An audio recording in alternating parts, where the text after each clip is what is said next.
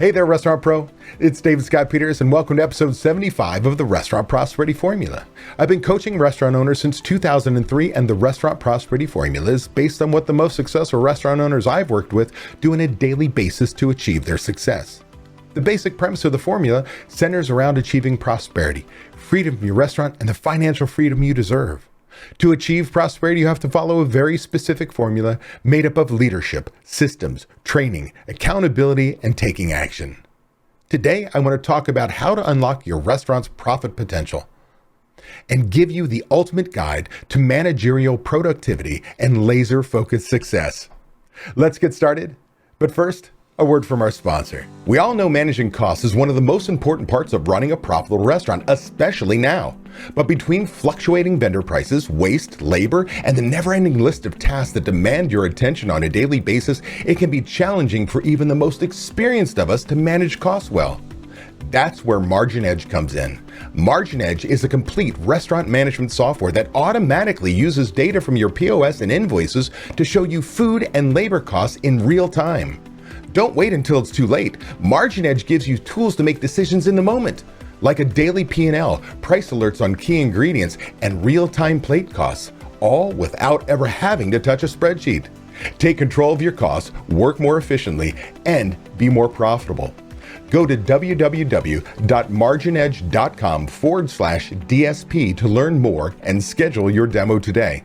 At the time of me sitting down to record this podcast, I've basically just returned from my 2-day event called Restaurant Transformation Seminar in Las Vegas, Nevada. With just shy of 80 restaurant owners and their managers in the room, I'm still riding emotional high. I mean, just, dare I say, motivational high.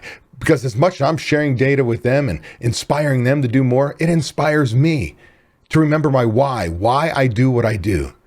And that's sharing with you how you can achieve restaurant prosperity.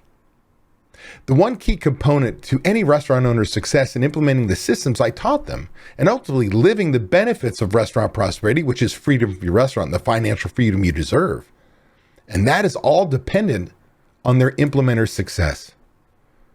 Who's an implementer? Well, if you've been following me for any length of time, you've probably heard me talk about the implementer because this person is critical to your success. And I, in the seminar, shared with my, again, almost 80 attendees, how the implementer was critical, even to a point where you couldn't join my program if you didn't have an implementer. And if you didn't think I really meant it, I gave examples of members who had to come into the program 6 months later because they needed to have an implementer. Now, your implementer is your right-hand person when it comes to implementing systems in your restaurant. Your implementer is someone who buys into your business, who buys into your dream, who buys into you. They're excited to learn, and they're able to start and finish projects. So these people are linear, right? They don't dash around with 35 half-started, half-finished projects. They can start and finish a project. They can train others, and with your help, hold others accountable to these new systems. They're also often people pleasers. They want to make you proud. Now, just days earlier on a group coaching call, before the seminar, I had one of my most successful members bring up the challenge that she was having. She said, basically, now it's been years of implementing systems, and we've seen the success and enjoyed those success, from time to changing my role to making more money and having a full management team in place. She said, I'm finding my implementer is getting pulled in too many directions, is easily getting distracted, and is, working way too much, which means the things I've asked to get done, they're just not getting done. My member continued, she said, I'm trying to point my implementer in the right direction. Instead of feeling overwhelmed, she said, I sit down with her and I say, let's look at what you've got to get done. Let's set your goals and put deadlines on it. Well, this is very much the things that I teach. So here was this restaurant owner actually putting it into practice. And she said, when I looked at the list, after they put it together, it was actually not a lot. It wasn't too bad. In fact, it seemed manageable. So she said, I'm trying to figure out how to reel my implementer in without having to make this implementer feel so overwhelmed. And here's the advice I gave this owner and everyone on that group coaching call. And I thought it was so important, I wanted to share it with you. There's going to be a 3-step process to this. We'll focus on continued communication, setting up boundaries, and working up, not down. Let's dive right in. Step one is continued communication by ensuring, you're having weekly manager meetings with your implementer. You got to review last week's numbers, last week's goals. Say where we hit, where we missed, why did we miss it? And then you've got to say, what do you want to get done this week going forward? That way you set up your implementer for success. Basically, what you covered in that manager meeting is already mapped out on what your expectations are in the upcoming week. You're basically going to end up each week creating a new list of things to get done. Now, there's a truth to this, and that is, I don't know that you ever get your to-do list 100% done. So we'll talk about how we can put that list together the right way. And that's this. That list needs to be set up in highest priority to least priority order. This makes it so much easier for you to express what absolute's got to get done this week. No excuses allowed on these certain items. Again, number 1 versus a number 10 is going to be very different on your list. Now, one quick side note. You also have to deliver the message that when you, the owner, come in during the week, like the whirling dervish, kind of like a Tasmanian devil, if you remember the cartoon for old people like me. Woo, just kind of making crazy everywhere, adding the list. Hey, I want that done. Hey, how come that's not done? Can we add this? Do this. I want that done. And all of a sudden, your implementer can feel extremely overwhelmed because, again, they're people pleasers. They don't necessarily want to tell you no.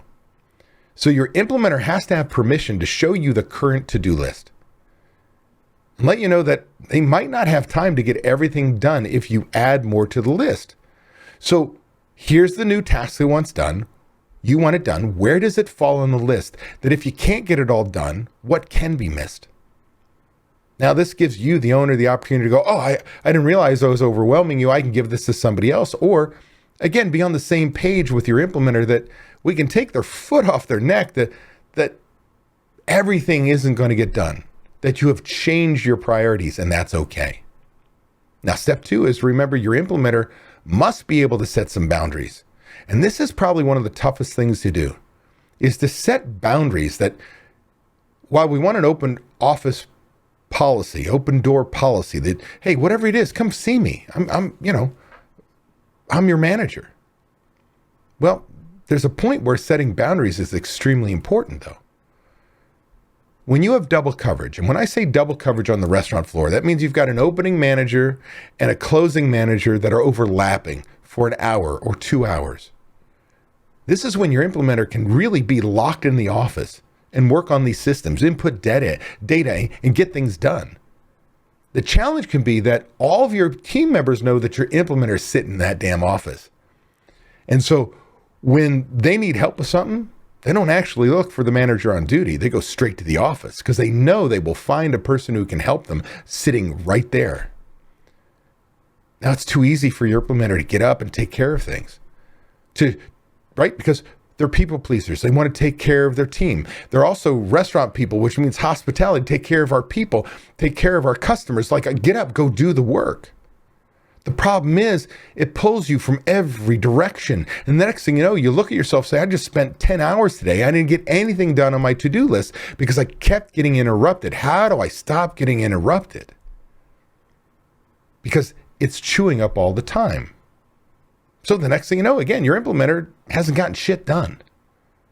So your implementer must be able to establish boundaries. When there's an MOD, manager on duty, there's got to be something on the door they can put that says, do not disturb. Do not disturb this implementer, unless, of course, there's an emergency situation. Because there is a manager on the floor. It's not like we're saying, hey, you can't have help. It's just the person who's supposed to help you is out there. You're not allowed to come back here unless it's an emergency and interrupt because I've got other things that have got to be done. So there is coverage already. And when the implementer is, interrupted, they must, and I mean must, send the team member back to the floor to find the manager on duty. They've got to find a polite way to go, I can appreciate that you've got to get that done. Have you tried to find manager on duty? Did you look for the manager on duty? You need to find the manager on duty. I'm not in a position to be able to help you right now. I've got to get this work done. You've got to be able to say those things. Step 3, is to teach your implementer, and managers for that matter, that they need to work up, not down. Now, you may have heard me, if you've been following me for any length of time, you know that I talk about this working up versus down. See, most restaurant implementers and their managers started in a line position. I know I did. I started as a dishwasher, for crying out loud, moved my way all the way through.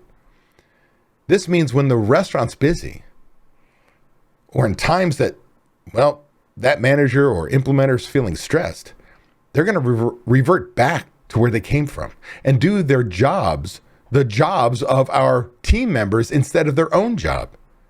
For example, if an implementer started as a restaurant in the restaurant business as a server, now they've promoted up to manager. Well, when it's busy, what do? They revert back to taking care of the guests by running food, bussing tables, even taking orders and dropping checks. They fall back into the position of server, which means they're working down, not up. Your implementer is doing your line employees' jobs, not their own. They're not working on the numbers. They're not implementing systems. They're not training people. They're not holding people accountable. They're not, staying true to your core values. They're doing a line employee's job, which means they're very expensive, right? If you think about it, $15 an hour versus a $40, $50, $60, $70, $80,000 a year person doing the job you hired someone else at minimum wage to do. That's working down, not up, right? I'm working down doing people's jobs below me instead of working up. Now, this is okay when your restaurant is actually in the weeds, right? You're on a 2-hour wait.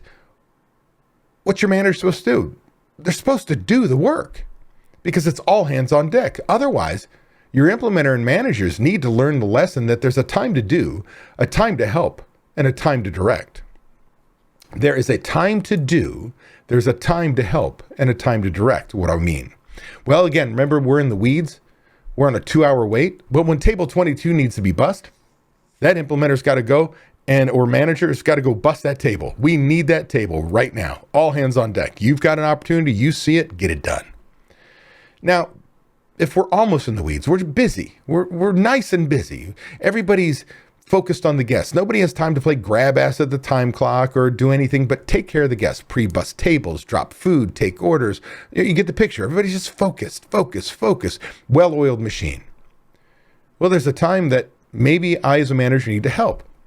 I see that table 22 needs to be bussed. I grab a busser, say, hey man, let's get over there. Let's do this together. Start them off, take a little bit to the kitchen, but on the way go, you got it from here? Great. So this is time to help.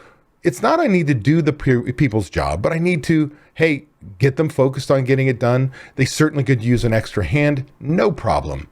But I'm still walking the circle. I'm doing my managerial things. I'm just assisting where I see needed. Now, there's also a time to direct, and that's that Monday evening. We're slow.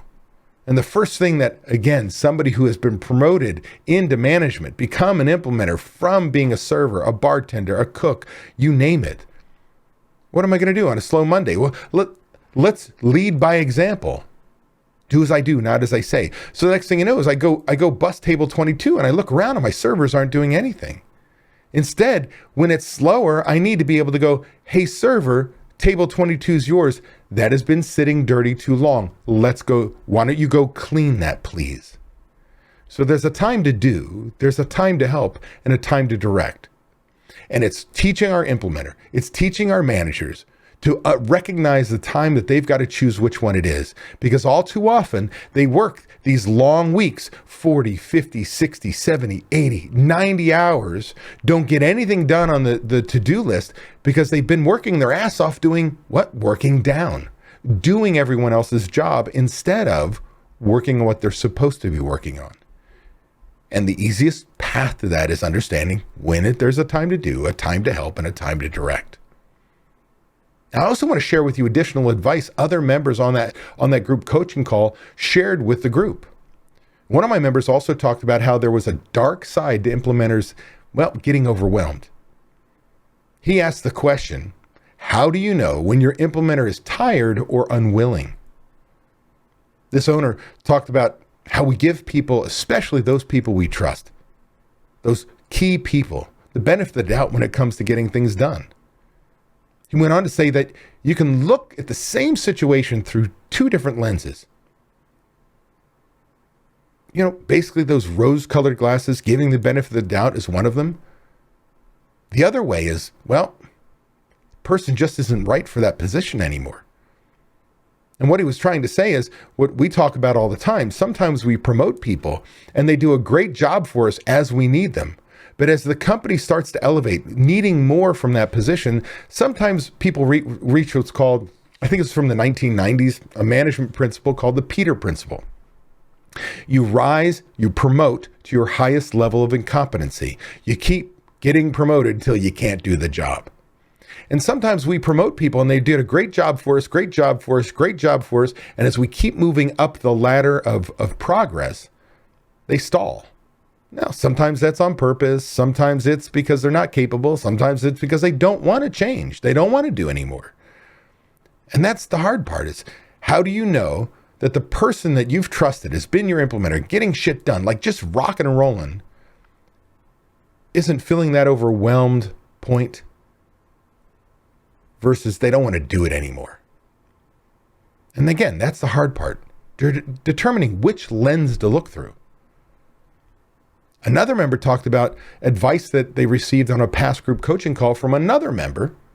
That's what I love about the group coaching calls is it's not just me, it's restaurant owners, a group of restaurant owners that are implementers sharing solutions to challenges that everybody faces. And that member basically taught them, when you make that to-do list, that task list, if you will, for your implementer, put the number of minutes that it's going to take to get it done right next to that task. The member went on to say that when you're starting to feel overwhelmed and you can help your implementer learn this, by using this method, by knowing how long estimate each one of these tasks may take, you can start checking off the easy ones first, right? Start with the 5-minute task, check, get it done. Take a breath, move on, do something else. Do a 10-minute task, check it off, get it done, move on, do something else. The next thing you know, the list is getting completed and your implementer's not feeling so overwhelmed. Many of my members have started using apps like Asana or Monday. These are basically project management apps, communication apps. I introduced them with my groups. We started using Monday.com and my team likes Asana better. You choose which one works for you. There's free versions and there's paid versions. You're probably fine with the free version for either one. These apps basically promote communication and help you delegate tasks.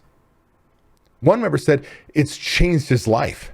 Heck, there are times when his implementer finds that, when he's got a little extra time, he looks at the owner's to-do list and grabs items off of that list, can communicate immediately that he's taken it and it's getting done.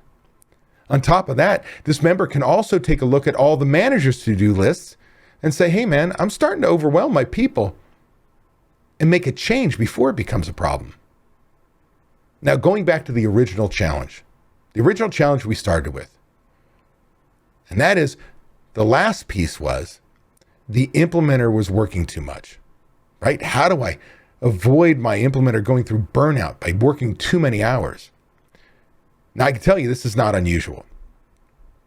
Your implementer is a people pleaser. They want to get things done for you, right? So what do? You sit there and say, hey, I love you. You keep volunteering for things. Well, I had a member talk about this. She had one of her key managers was just on fire, would volunteer for things over and over and over again. Like, I'm going to get this done. This is awesome. Oh, we've got this other thing that needs to be done. Oh, raises her hand, says, I'm in. And it was great. The problem is this manager was taking work home with them, was working too much. Now, the member said to me, he recalled a coaching call, a one-on-one coaching call we had, where she started talking about how they lost this implementer because she burned herself out. That her husband ultimately was not pleased with what was going on. Well, we talked about it earlier and said, okay, you brought this person up before and we talked about it. And did you sit this person down and say, don't take work home? Yep, we sat this person down and said, don't take work home. It's really important that you don't. but she did anyway. She's put a ton of hours. Did you tell her that her mental health and her having a life was important to you? She said, yeah, we told her that. And she recalled that there was one profound thing that I said, and that was this. Did you write her up? She said no.